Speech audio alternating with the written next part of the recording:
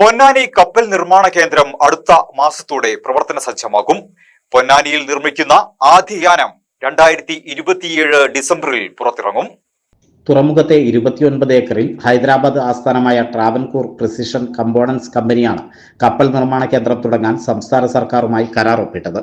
ഇവരുടെ മറ്റൊരു കമ്പനിയായ ബ്ലൂജെൽ മറൈൻ കമ്പനിയുടെ നേതൃത്വത്തിലായിരിക്കും കപ്പലുകൾ നിർമ്മിക്കുക.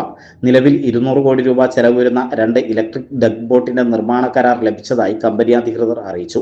സിംഗപ്പൂർ ആസ്ഥാനമായുള്ള കമ്പനിക്കാണ് ഓർഡർ നൽകിയത്. മണിക്കൂറിൽ 4200 കിലോവാട്ട് ശേഷിയുള്ള ബാറ്ററികൾ ഉപയോഗിച്ച് പ്രവർത്തിക്കുന്ന ഡഗ് ബോട്ടുകളാണ് നിർമ്മിക്കുന്നത്. കടലോര സമുദ്ര പദ്ധതികൾക്ക് സഹായകമാകുന്ന ഓഫ്ഷോർ സപ്പോർട്ട് കപ്പലുകളും അത്യാധുനിക മീൻപിടുത്ത ബോട്ടുകളും യാർഡിൽ നിർമ്മിക്കും. ആദ്യഘട്ടത്തിൽ 50 മീറ്റർ വരെ നീളമുള്ള യാനങ്ങൾ നിർമ്മിക്കാനാകും. രണ്ടാം ഘട്ടത്തിൽ 120 മീറ്റർ വരെ നീളമുള്ള കപ്പലുകളും യാർഡിൽ പുറത്തിറക്കും. തീരത്തെ യാർഡ് തുടങ്ങുന്നതിനുള്ള പ്രാഥമിക നടപടികൾ തുടങ്ങി.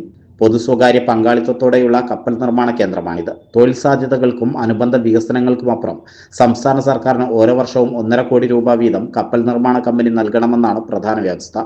ഭൂമി വാടക ഇനത്തിൽ ഓരോ വർഷവും 25 ലക്ഷം രൂപയും സർക്കാർ ഈടാക്കും. വാടക ഓരോ വർഷവും 5% വീതം വർദ്ധിപ്പിക്കുകയും ചെയ്യും.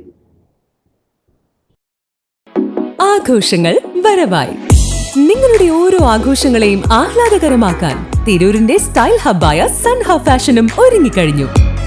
വെഡിംഗ് വസ്ത്രങ്ങളിലെ പുതു ട്രെൻഡുകൾ, എത്നിക് കളക്ഷനുകൾ, മോഡസ്റ്റ് വെയറുകൾ, കിഡ്സ് കളക്ഷനുകൾ, ബ്രാൻഡഡ് ജെൻസ് വെയറുകൾ.